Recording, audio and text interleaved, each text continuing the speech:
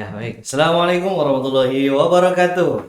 Waalaikumsalam. Selamat siang semuanya, pemirsa dan penggemar setia podcast LDM Talk UIN Cybersafe Nurjati Cirebon. Bersama saya Muhammad Sohib Daula dari LUKM Lembaga Dakwah Mahasiswa UIN Cybersafe Nurjati Cirebon. Pada podcast kali ini karena masih bertemakan atau masih hangat-hangatnya musim peringatan Hari Sumpah Pemuda, tentu kami tidak jauh-jauh beda dari highlight pada pekan ini, yaitu tentang Sumpah Pemuda. Kita ngambil tema masih adakah semangat Sumpah Pemuda di dalam hati kita semua kali ini kayak gitu. Pada siang hari ini kita sudah mengundang podcaster, motivator sekaligus tenaga pendidik yang sangat wow, sekaligus penebar inspirasi untuk para generasi muda tentunya. Ya, kita udah bersama Kang Arya. Assalamualaikum Kang Arya, apa kabarnya? Waalaikumsalam warahmatullahi wabarakatuh. Alhamdulillah sehat. Kang Said gimana kabarnya? Alhamdulillah sehat. Alhamdulillah. Makin ganteng aja ini. Afiat kita. Itu Gimana? Ya. Ini Kang Arya, ini kan musim Sumpah Pemuda tuh. Kira-kira dalam keseharian atau di era-era sekarang itu kan banyak mahasiswa itu udah mulai pudar terhadap semangat Sumpah Pemuda itu. Menurut Kang Arya tuh bagaimana sih pendapat Kang Arya terkait hal tersebut? Kemunduran mahasiswa yang memang kelihatannya kurang peduli kah atau masih ya sebenarnya gimana? Kan minta pandangannya Kang Arya untuk anak muda sekarang. Baik, bismillahirrahmanirrahim. Sebelumnya saya izin mulai. Assalamualaikum warahmatullahi wabarakatuh. Waalaikumsalam warahmatullahi wabarakatuh. Alhamdulillah allafa baina qulubina fa asbahna bi ni'mati ikhwana. Asyhadu an la ilaha illallah wa la syarika lahu wa asyhadu anna Muhammadan abduhu wa rasuluh. Allahumma shalli ala sayidina Muhammad wa ala alihi washabihi ajmain amma ba'du. Terima kasih kepada Kang Sohib yang luar biasa, gantengnya, Masya Allah. Ini saya buka dengan pantun, boleh Kang Sohib? Boleh ya. kasih pantun Pak Arya. Mentari pagi mulai bersinar, Cakep. burung berkicau penuh riang gembira. Cakep. Sumpah Pemuda jadi pengobar persatuan bangsa sepanjang masa. Mantap. Masya Allah, gitu ya. Baik, jadi terkait dengan tema Sumpah Pemuda ini sebenarnya adalah hal yang sangat menarik. Jangan sampai kita menjadikan Sumpah Pemuda ini adalah hal-hal yang sifatnya masa lalu. Jadi Sumpah Pemuda itu bukan hanya sekedar romantisme, bukan hanya sekedar seremonial, tapi ini adalah merupakan sebuah pengejawantahan nilai-nilai keberanian, nilai-nilai sejarah yang memang sudah terbukti kebenarannya dan lain sebagainya, sehingga seharusnya anak muda Indonesia hari ini itu memiliki peran yang begitu nyata. Mereka tidak lagi diambang kebingungan. Mereka sudah siap dalam posisinya masing-masing untuk berkontribusi nyata, khususnya untuk Indonesia dan mungkin umumnya mereka menjadi mahasiswa di kampus-kampus yang ada. Jadi mereka udah nggak pusing harusnya. Seperti itu Kang Said. Iya intinya mah mahasiswa atau generasi sekarang harusnya berkontribusi. Betul. Kalau boleh mengalir Pak Arya, kira-kira contoh 1-2 lah kontribusi seperti apa yang bisa barangkali ya. Baik. Spill Pak. Masya Allah. Jadi sebenarnya tadi saya akan masuk ke pembahasan yang lebih spesifik lagi ya.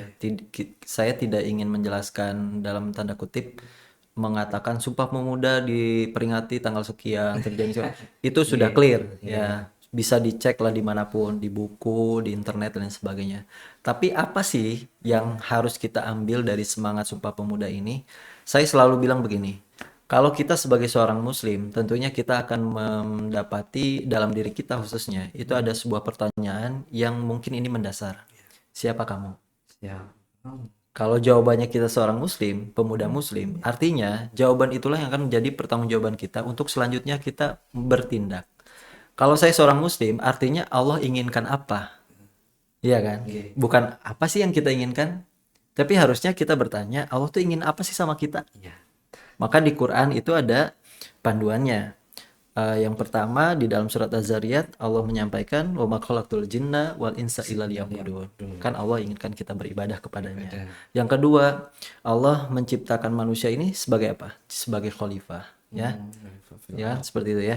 Jadi ini ja'ilun fil ardi khalifah dan sebagainya, ya. Jadi dua misi itu akan menjadi visi dalam hidup kita. Jadi sebenarnya visi misi kita itu bersifat given. pemberian. Pemberian. Udah ada gitu. Iya. Jadi sebenarnya anak muda tuh nggak usah bingung. Nggak usah Kamu tuh muslim, yang diperintahkan oleh Allah tuh kamu tuh banyak ibadah. Iya. Kamu tuh harus jadi pemimpin. Iya. Kamu tuh harus jadi orang yang menjadi mengelola dunia, mengelola bumi. Bahkan visi misi kita itu kan tidak terhalang teritorial. Bukan Mas Sohib itu dilahirkan bukan untuk berkontribusi di YIN aja, bukan untuk berkontribusi di LDM aja, tapi Mas Sohib itu dilahirkan untuk berkontribusi menjadi kontributor peradaban dunia. Mantap sekali Mas Sohib. Begitu. Jadi jadi sebenarnya salah satu bukti nyata kontribusinya adalah pertama kita harus clear dulu dalam diri kita. Pertanyaan itu harus dijawab. Kita beriman kepada Allah, wala tamutunna illa wa antum muslimun, dan kita jangan sampai meninggal dalam keadaan selain muslim. Yang kedua, setelah itu kita beramal soleh. Nah, amal soleh ini kan banyak, ya. Jangan selalu artikan sholat aja. Itu kan ibadah mahdhuf, ibadah mahdhuf. Yang paling penting adalah yang ketiga, itu adalah amal soleh termasuk dalam partisipasi, ruang publik kita masuk ke sana, di kampus kita masuk, kemudian jadi HMJ, ada LDM dan sebagainya.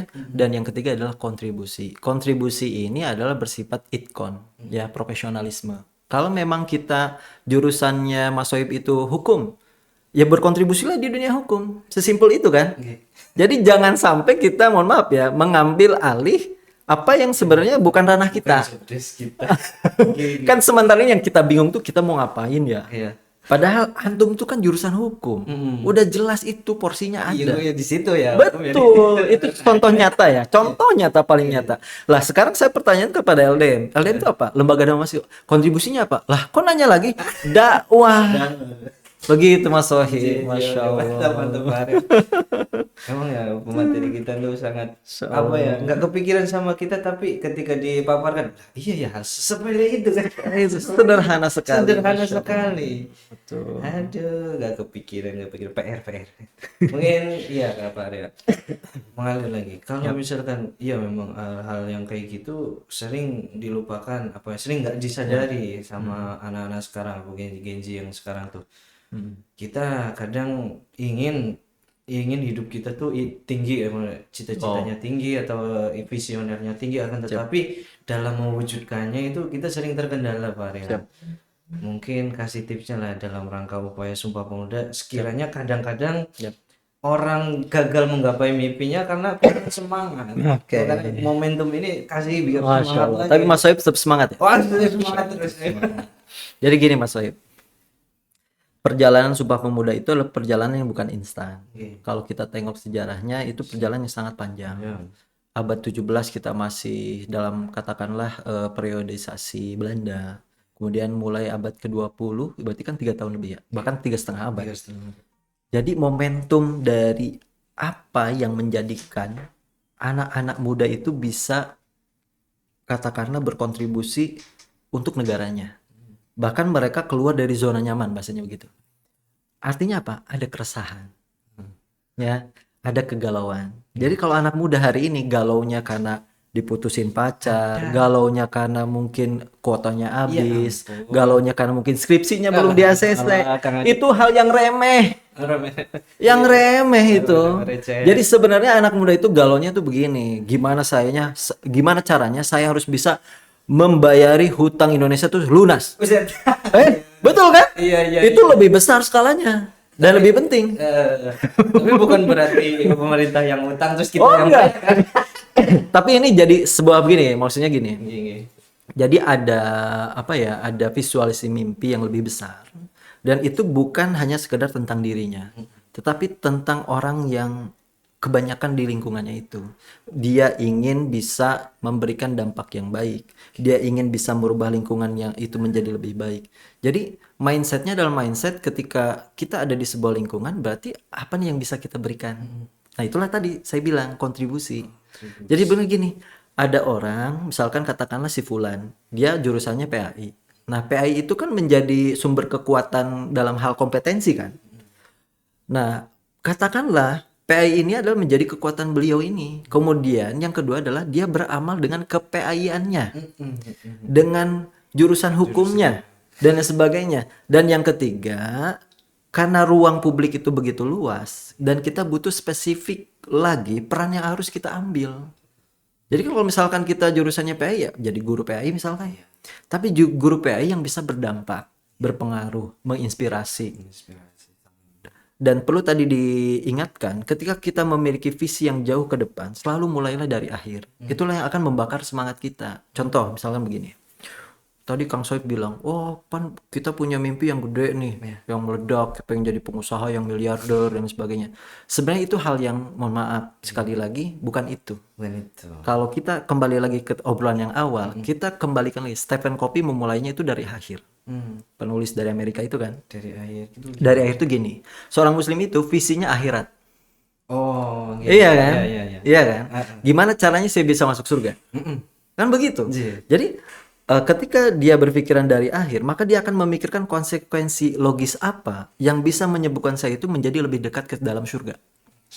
Maka dia akan mengambil peran. Oh, peran ini nih yang paling mendekati saya untuk bisa mendekati surga. Dan peran itu Allah bebaskan.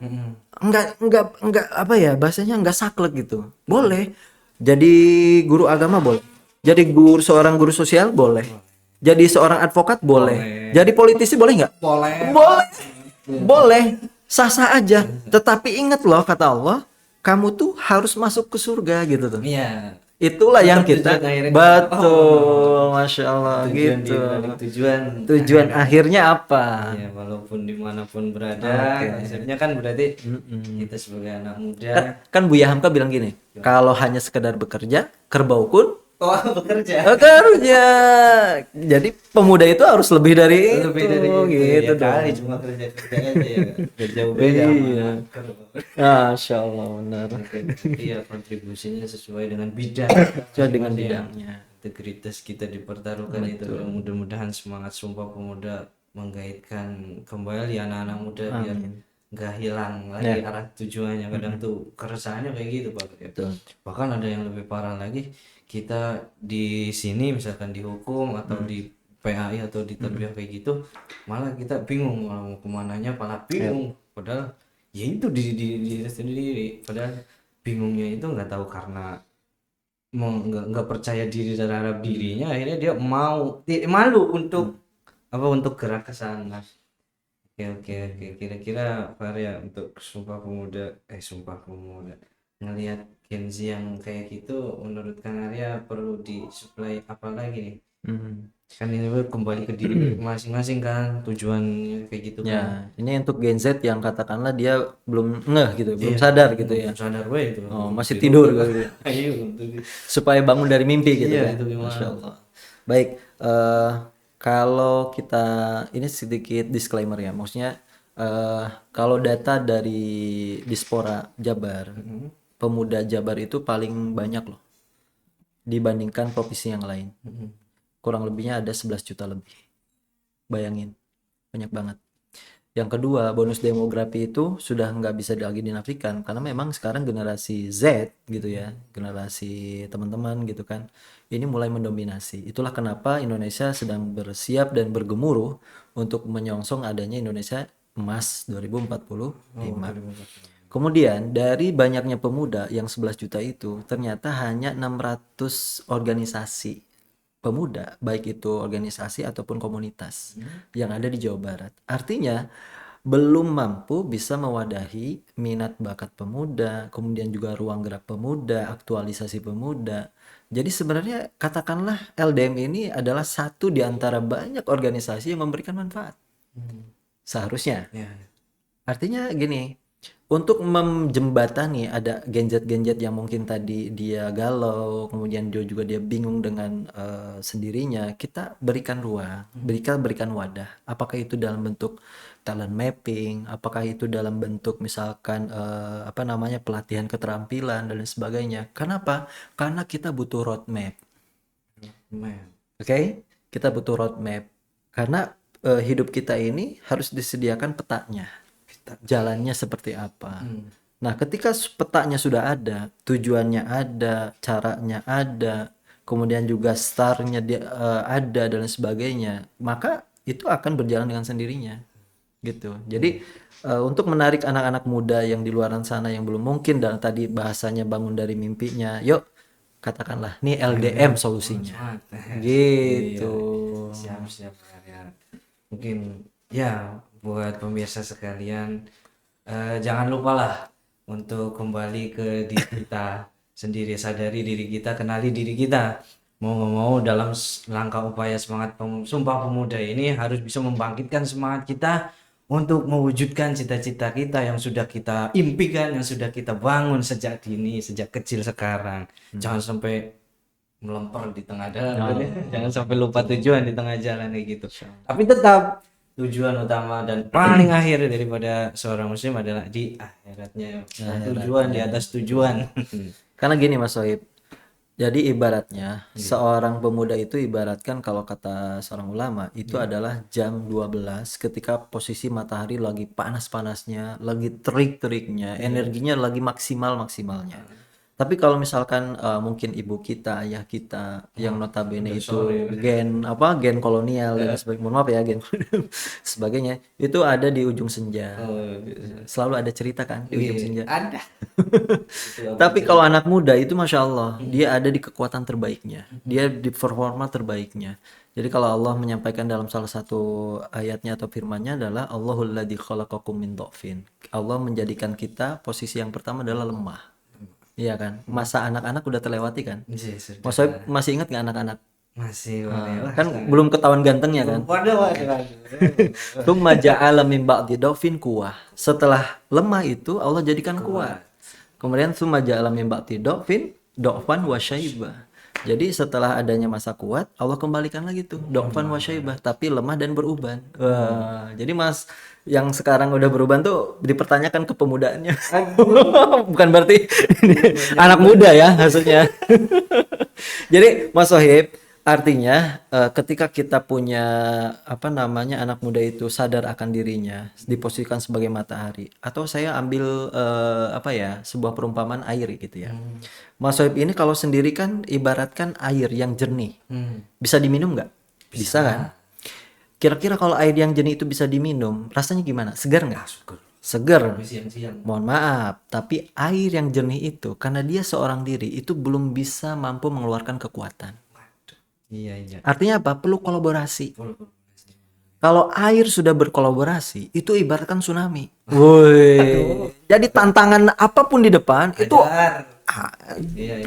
akan ringan. Jadi para pemuda ini harus berkolaborasi. Seperti yang dilakukan oleh anak-anak muda masa dulu. Ada Kongres Pemuda 1, ada Kongres Pemuda 2. Itu hasil dari kolaborasi.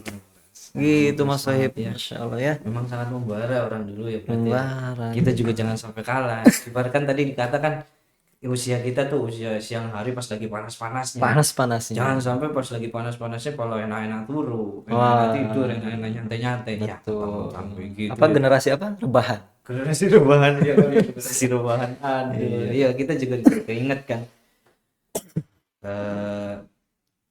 Kata adalah Ki Zainuddin M berarti ya.